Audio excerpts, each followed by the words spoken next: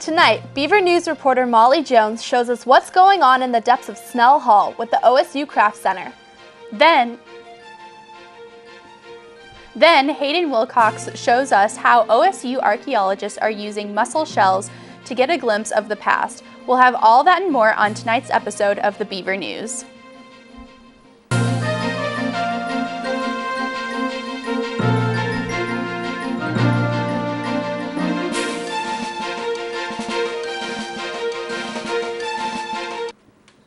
Good evening and welcome to your Thursday night edition of the Beaver News. I'm Allison Headley. And I'm Gabriella Morrongiello. We're glad you could join us this evening. Earlier this morning in Portland, OSU President Ed Ray made his State of the University address. Students, Beaver fans, and university officials listened intently as President Ed Ray announced two multi-million-dollar gifts to the university. Peter Johnson, a 1955 alumni of OSU's engineering program, and his wife Rosalie donated $7 million for OSU's College of Engineering. An anonymous donor also gave OSU a gift of $5 million intended for OSU's School of Arts and Communication. The combined $12 million will help the university toward further development of a new educational and research facility for the College of Engineering.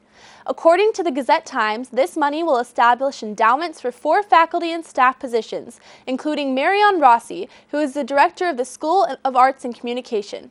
The $5 million gift will also help cover the cost of renovations to the Black Box Theater in Withacombe Hall.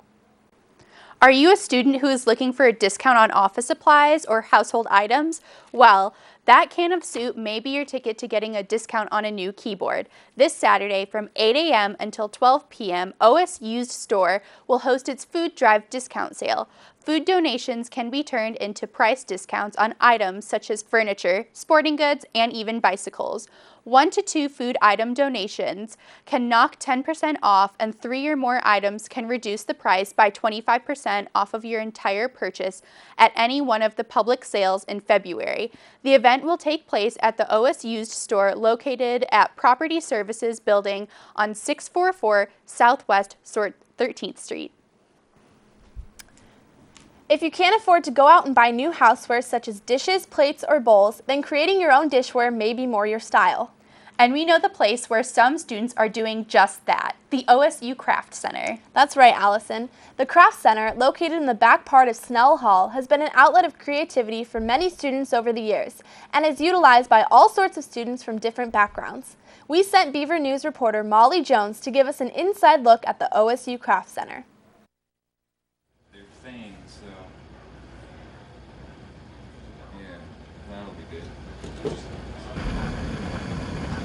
But on a quiet Saturday morning in the OSU Craft Center, art and science collide. It's more than a hobby, I would say, but it's not my profession. But I have to do art. And when I was a high school student, I wanted to become a cartoonist, but my parents said no. Song just submitted her final thesis in physics at Oregon State last week. She's not the only one who uses pottery as an outlet for creative expression. Ken, an OSU computer science graduate, says working with clay is an escape from his daily routine. I work behind a computer all day and kind of just staring at a screen, working with numbers, and come here for a couple hours and it just kind of calms me, feel relaxed, kind of de-stresses. Sean is a Bachelor of Fine Arts, and his dream is to work with clay in a studio of his own someday. But this particular form of art is common ground with his wife. I'm married to a soil scientist, so she's all about dirt and clay and soil, and so me playing with clay kind of just rolls along with her job as well. So we're both very earthy kind of creatures. Whether you're an earthy creature or a high-tech type, art and science are a perfect match at the OSU Craft Center. This is Molly Jones with Beaver News.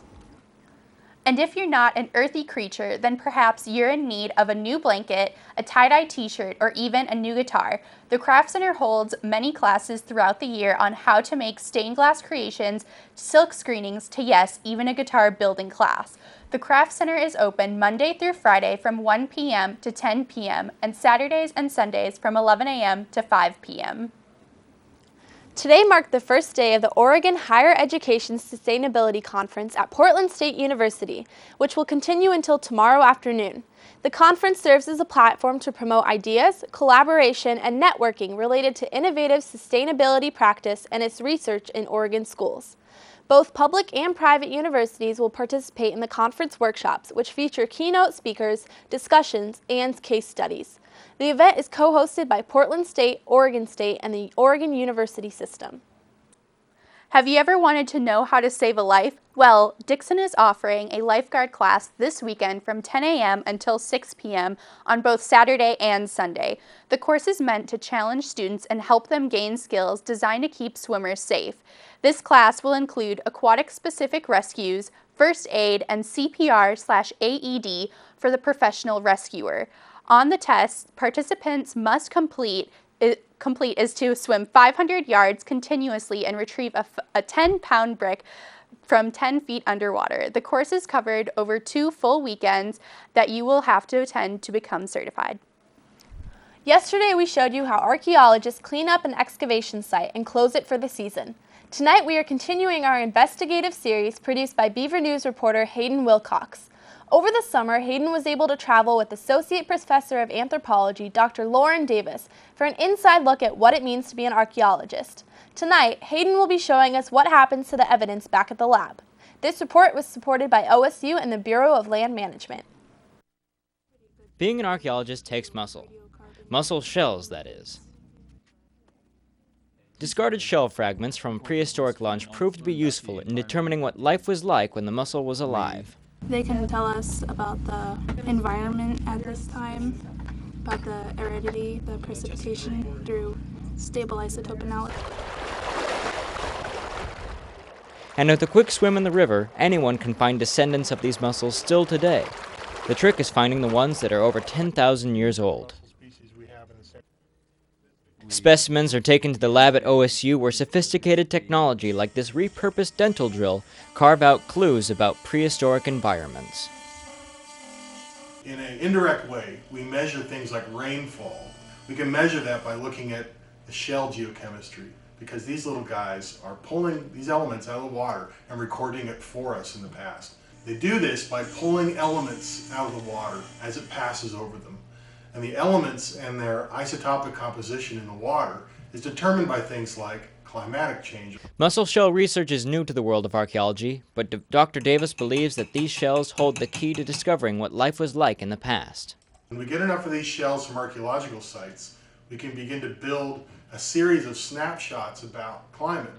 Sometimes a mussel shell can live up to be 200 years in the river. That's over 200 years of recorded data. It's truly amazing how much data these creatures can shell out. This is Hayden Wilcox for the Beaver News. And as Hayden mentioned before, Dr. Davis's research is brand new to the field of archaeology, which just goes to demonstrate Beaver ingenuity. Tune in Monday night for our final installment of the Cooper's Ferry series as Hayden shows us how physical artifacts become digital blueprints for teaching tools. Interested in joining the vibrant celebration for the Chinese New Year? Tomorrow night, the OSU Chinese Student Association will be hosting a traditional Chinese dinner at LaSalle Stewart Center.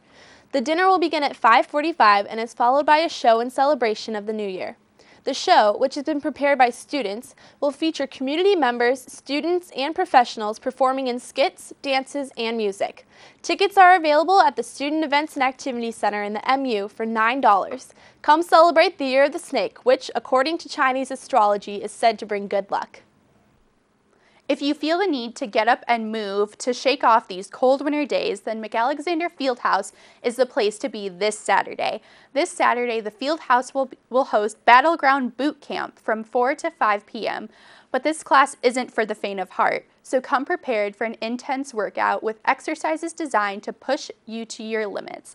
Here, instructors will show you how to discover your effective body weight, with exercises delivered in a challenging and innovative way. The class will be filled with intense exercises, skilled instructors, and great music, and most importantly, is free to students and the OSU community. Tomorrow evening marks the beginning of Corvallis' Eco Film Festival. The festival takes place every Friday evening during the month of February and includes various exhibits, snacks, and networking opportunities. Doors open at 7 p.m. for exhibits and films begin at 7:30. Following each film, local experts in the field of ecology will be present for discussion and a Q&A session with audience members. The film festival is presented by the Corvallis Environmental Center and will take place each Friday at the Corvallis Oddfellows Hall on 2nd Street. For those who can't find a babysitter but still wish to attend the event, childcare will be available. The festival will kick off its debut with the environmentally focused film The City Dark, which is a New York Times Critics' Pick and grand jury winner of the Yale Environmental Film Festival. And speaking of films, what better way to segue into our next segment with the local film review from our own Allison Headley. Thanks, Gabriella. For those of you who are looking for a movie to see, allow us to tell you what's going on in theaters around town. Best Picture nominee and one of the most critically acclaimed films of the year, Silver Linings Playbook has been nominated for 7 additional Academy Awards. Silver Linings Playbook is the story of a man, Pat, played by Bradley Cooper, who has recently been released from a mental institution and is learning to cope with anger issues relating back to his bipolar disorder.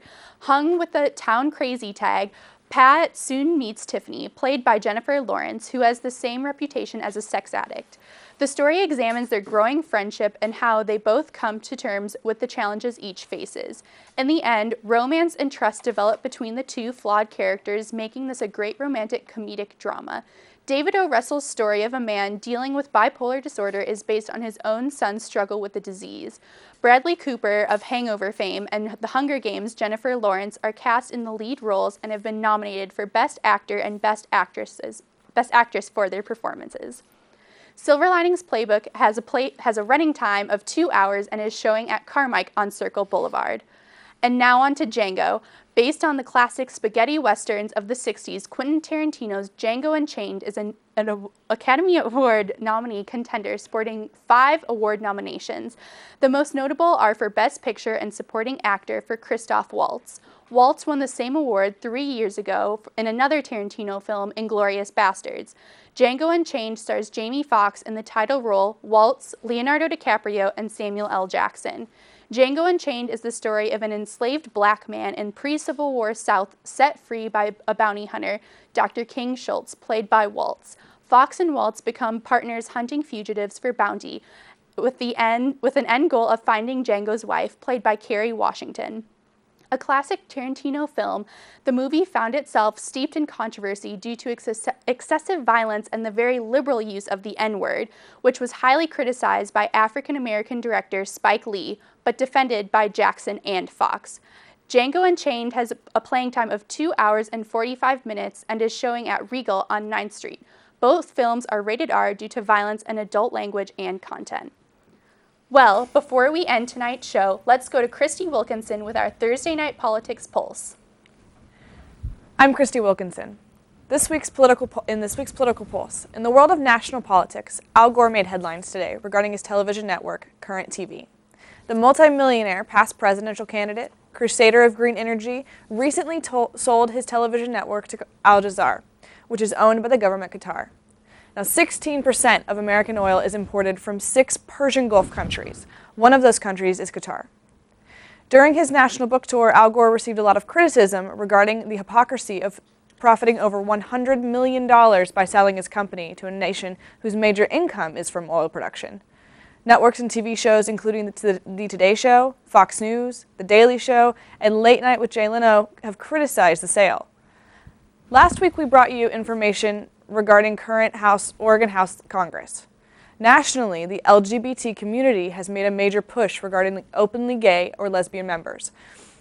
Tina Kotek is the first openly gay Speaker of the House in Oregon. Gay leaders will be in control of the House and Senate in 4 states throughout our nation. And gun control remains a major issue in the wake of several national tragedies. As the debate heats up nationally, the National Rifle Association, or NRA, has pushed back in regards to a congressional movement of universal background checks. David Keene, president of the NRA, had this to say regarding background checks. Quote, "While it sounds good, it doesn't work," end quote. As the NRA and Congress and the rest of the country continue to debate the growingly heated gun control, we'll make sure to bring you the rest of the story. This has been Christy Wilkinson with your Political Pulse. Thank you, Christy. Well, that's all the time we have for you tonight. I'm Allison Headley. And I'm Christy Wilkinson. We're glad you could join us tonight. For more of your Beaver news, find us on